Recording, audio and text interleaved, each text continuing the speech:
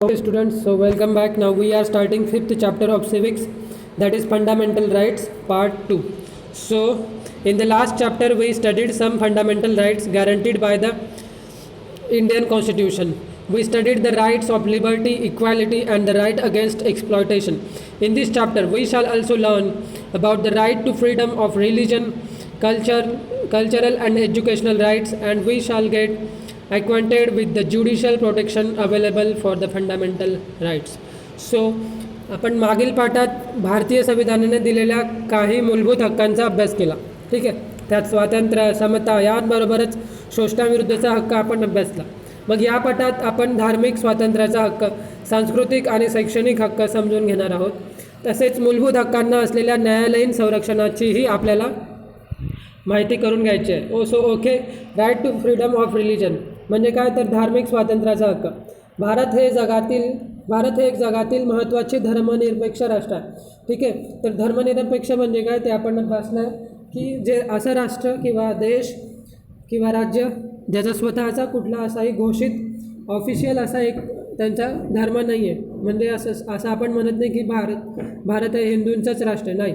इथे सगळे हिंदू, मुस्लिम, शीख, ईसाई, जैन, जीव सगळ्या धर्मांचे लोक इथे येऊन राहू शकतात आणि त्याचबरोबर ते त्यांच्या धर्माची प्रॅक्टिस करू शकतात, सण उत्सव साजरे करू शकतात, मंदिरं बांधू शकतात किंवा त्यांचं जे पण आहे धार्मिक स्थळ ते बांधू शकतात. So this is the principle of धर्मनिरपेक्षता. Okay, so it is called as secular. नाव मागील इयत्तांमध्ये हे आपण अभ्यासले आहे, परंतु त्यासंबंधी संविधानात काय लिहिले आहे हे जाणून घेण्याची तुम्हाला उत्सुकता असेलच ना. तर ते उल्लेख धार्मिक स्वातंत्र्याच्या हक्कात आहेत. त्यानुसार भारतातील प्रत्येक नागरिकाला कोणत्याही धर्माची उपासना करण्याचे आणि धार्मिक कारणांसाठी संस्था स्थापन करण्याचे हक्क आहेत. Okay, so in order to broaden, मग धार्मिक स्वातंत्र्याचा हक्क आणखी व्यापक करण्यासाठी संविधानाने धार्मिक बाबतीत 2 बाबींना परवानगी दिली आहे. ठीक आहे, ज्या कराचा उपयोग विशिष्ट धर्माला प्रोत्साहन देण्यासाठी केला जाईल असे कर शासनाला लादता येणार नाही. थोडक्यात धार्मिक कर लादण्यास संविधान प्रतिबंध करते. Okay, yes. So next is religious education cannot be made compulsory. म्हणजेच काय, जे धार्मिक शिक्षण आहे तर शासनाची आर्थिक मदत घेणाऱ्या शैक्षणिक संस्थांमध्ये धार्मिक शिक्षण सक्तीचे करता येत नाही. Okay, so now next question for homework is write short note on right to freedom of religion. So cultural and educational rights. Now next topic is cultural and educational rights म्हणजे सांस्कृतिक आणि शैक्षणिक हक्क. तर मग सण उत्सव, आहार आणि जीवन पद्धती याबाबत आपल्या देशात खूप विविधता आहे हे आपण पाहतो. तुम्ही लग्न समारंभ पाहिले असतील तर तुम्हाला त्यातील वेगळेपण जाणवले असेल. या सर्व बाबी त्या लोकसमूहाच्या संस्कृतीचा भाग असतात. आपल्या संविधानाने विविध लोकसमूहांना आपापला सांस्कृतिक आणि इतर काही जो वेगळेपणा असेल तो जतन करण्याचा हक्क दिला आहे. ठीक आहे, तर मग त्यानुसार आपली भाषा, लिपी, साहित्य यांचे जतन करता येतेच, पण त्याबरोबर त्यांच्या संवर्धनासाठी प्रयत्नही करता येतात. भाषेच्या विकासासाठी संस्था स्थापन करता येतात. So find out and discuss. संविधानाने किती भाषांना मान्यता दिली आहे? ओके, तर हे आपल्याला ओळखायचं आहे की संविधानाने किती भाषांना मान्यता दिली आहे आणि मराठी भाषेच्या संवर्धनासाठी महाराष्ट्र शासनाने कोणत्या संस्था निर्माण केल्या आहेत. Yes, so these 2 are homework for you. Just you have to check this, that how many official languages, so how much they are, 22 or something else. 22 आहेत की आणखी काही आहे ते ओळखायचं आहे तुम्हाला फक्त, की 8 आहेत. So let's discuss. Do you think, so all the answers for these questions are on the Google. So let's discuss. Do you think that all the work of the government and the courts should be done in Marathi in Maharashtra? What should be done to do so? म्हणजे काय, तर महाराष्ट्र सरकारचे व न्यायालयाचे सर्व कामकाज मराठीतून केले जावे असे तुम्हाला वाटते का? त्यासाठी काय करावे लागेल? ओके, तर हां, येस, मराठीतून केलं जायला पाहिजे. बट मग त्याच्यात कंपल्सरी नको. ज्यांना मराठी येत नाही ते हिंदी किंवा त्यांची भाषा वापरू शकतात, किंवा हिंदीच म्हणजे सगळ्यांना समजेल तर हिंदीच. आणि त्यासाठी मग काय करावं लागेल, तर आपल्याला तसे नियम बनवावे लागतील की जास्तीत जास्त मराठीचा वापर व्हावा, आणि काय उपायच नसेल तर मग Hindi. So next, right to constitutional remedies म्हणजे संविधानात्मक उपाययोजनांचा हक्क. ठीक आहे. हक्कांचा भंग झाल्यास न्यायालयाकडे दाद मागण्याचा हक्क हा सुद्धा एक मूलभूत हक्क आहे. त्याला संविधानात्मक उपाययोजनांचा हक्क असे म्हणतात. Okay, so this is very important. याचा अर्थ असा की हक्कभंगाविरुद्ध न्यायालयाकडे दाद मागण्याविषयीची तरतूद संविधानानेच केली आहे. ठीक आहे. समजा आपल्याला हक्क आहे, आता समजा आपल्याला जगण्याचा हक्क आहे, बट कोणीतरी आपल्याला धमकी देते की मारून टाकू तुम्हाला, समजा असं काहीतरी होतं आहे, तर मग त्या केसमध्ये we can go to police and then we can go in courts also and take help ask help from them. So this is our right to live. आणि मग त्यानुसार न्यायालयही हक्कांचे संरक्षण करणे बंधनकारक ठरते. संविधानाने दिलेल्या हक्कांवर काही वेळेस अतिक्रमण होऊ शकते आणि आपल्याला हक्कांचा वापर करता येत नाही. मग यालाच आपण आपल्या हक्कांचा भंग झाला असे म्हणतो. म्हणून मग हक्कभंगासंबंधी आपली तक्रार न्यायालय विचारात घेते, त्याची शहानिशा करते. खरोखरच हक्कभंग झाला आहे का, किंवा संबंधित व्यक्तीवर अन्याय झाला आहे का. तर मग असे न्यायालयात वाटल्यास न्यायालय योग्य तो निर्णय घेते. So cases of infringement of rights. तर मग हक्कभंगाचे काही प्रकार, जसं की कारण नसताना एखाद्या व्यक्तीला अटक केलीस. ठीक आहे. समजा जर मला काही कारण नसताना अटक केली, so then I can ask help from courts और police. Yes, so courts is first option. So योग्य कारणाशिवाय एखाद्या व्यक्तीला शहर किंवा गाव सोडण्यास प्रतिबंध करणे.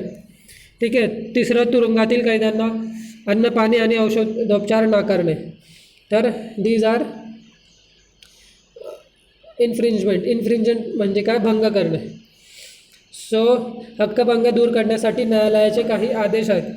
तर मग हा हक्कभंग होऊ नये म्हणून मग न्यायालयाचे काही तरतुदी आहेत, काही आदेश आहेत. ते काय आहेत, तर रिट्स ॲज कॉन्स्टिट्युशनल रेमेडीज. नागरिकांच्या हक्कांचे संरक्षण करण्यासाठी न्यायालयाला विविध आदेश देण्याचे अधिकार आहेत. तर पहिला काय आहे, हबीज कॉर्पस. हबीज कॉर्पस म्हणजे काय, तर देहोपस्थिती किंवा मग बंदी प्रत्यक्षीकरण म्हणजे बेकायदेशीर अटक व स्थानबद्धता यापासून संरक्षण.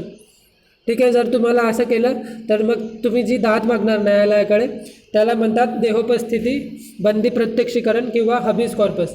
ठीक आहे. वेगवेगळे प्रकार आहेत फक्त. Protection from unlawful arrest and detention. Okay. Now next is मॅन्डामस म्हणजे परमादेश. तर मग लोकहितासाठी शासनाला एखादी कृती करण्यासाठी दिला जाणारा न्यायालयाचा आदेश. ठीक आहे. समजा एखाद्या ठिकाणी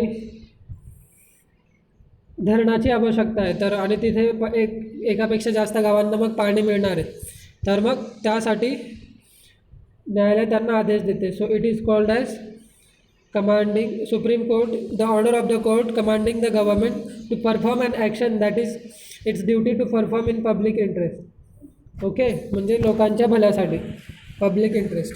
नेक्स्ट इज प्रोहिबिशन म्हणजे काय, तर मनाई करणे किंवा प्रतिषेध करणे किंवा मनाईचा हुकूम. तर मग to prevent a subordinate court from exceeding its jurisdiction म्हणजे काय, कनिष्ठ न्यायालयाने आपल्या अधिकार क्षेत्राच्या पलीकडे न जाण्याविषयीचा आदेश. तर याला काय म्हणतात, प्रोहिबिशन. टू प्रोहिबिट म्हणजे अडवणे. तर मग जे लोअर कोर्ट्स आहे, कनिष्ठ कोर्ट आहेत, त्यांना अडवणे एक प्रकारे. सो अधिकार पृच्छा म्हणजे को वारंटो म्हणजे अधिकार पृच्छा. तर मग टू रिस्ट्रेन म्हणजे काय, तर कोणत्या अधिकाराने ही कृती केली असा सरकारी अधिकाऱ्याकडे जाब मागणारा न्यायालयाचा आदेश. ठीक आहे. समजा एखाद्या अधिकाऱ्याने चुकीच्या गोष्टीला परवानगी दिली, किंवा समजा एखाद्या ठिकाणी धरणाचं किंवा रस्त्याचं काम करायचं होतं, तर त्यांनी लो ग्रेड मटेरियल्स आणले, पण त्याला कोणत्या तरी अधिकाऱ्याने, शासकीय अधिकाऱ्याने मान्यता दिली असेलच. तर मग हा पूल का तुटला, किंवा रस्ता खराब का झाला, किंवा धरण का फुटलं, तर मग त्याची चौकशी करण्याचा अधिकार, हे जे मटेरियल होतं हे कोणी त्याला मान्यता दिली त्या सरकारी अधिकाऱ्याबद्दल माहिती करण्याचा अधिकार जो आहे त्याला म्हणतात को वॉरंटो. Next is उत्प्रेषण, certiorari. ठीक आहे, certiorari. So to order the removal of a lawsuit, to order the removal of a lawsuit. ठीक आहे, कनिष्ठ न्यायालयाने दिलेला निर्णय रद्द करून वरिष्ठ न्यायालयात खटला दाखल करण्यासाठीचा आदेश. Okay, so it is called as उत्प्रेक्षण किंवा सर्टिओररी. ठीक आहे, समजा तुम्ही एखादी केस लढवत होते आणि लोअर कोर्टने एक चुकीचा निर्णय दिला असं तुम्हाला वाटते, so we can go to higher courts. ठीक आहे, yes. So next question is write short note on writs as a constitutional remedies. Writs as constitutional remedies. Next is the reaction of this government official right or wrong. म्हणजे सरकारी अधिकाऱ्याची ही प्रतिक्रिया योग्य की अयोग्य ते आपल्याला ओळखायचं आहे, वाचायचं आहे. की निराधारांसाठी असणाऱ्या एका योजनेचा आपल्याला लाभ मिळावा म्हणून सर्व आवश्यक कागदपत्रे सादर करणाऱ्या महिलेला तू निराधार दिसत नाहीस असे म्हणून लाभ नाकारणाऱ्या सरकारी अधिकाऱ्याची ही कृती योग्य की अयोग्य. ठीक आहे, तर ही अयोग्य कृती आहे. ठीक आहे, माझ्या मते ही अयोग्य आहे. आणि मग वरील प्रसंगात महिलाचा हक्कभंग झाला असे तुम्हाला वाटते का? तिला दाद मागायची असेल तर तिने कुठे जावे? ठीक आहे, आता याच्यात दोघं केसेस असू शकतात की योग्यही असू शकतं, अयोग्य असू शकतं. तर मग आपल्याला त्या सरकारी अधिकाऱ्याने असं म्हणायला नको होतं. आधी त्याने पूर्ण तपास करायला पाहिजे होता आणि कागदपत्र खरे की खोटे याची पडताळणी करायला पाहिजे होती. आणि जर त्याला आणखीच शंका असेल तर त्याने प्रत्यक्षात त्यांच्या घरी वगैरे कुठेतरी जाऊन म्हणजे गावात चौकशी करायला पाहिजे होती काही ना काही फोन वगैरेद्वारे.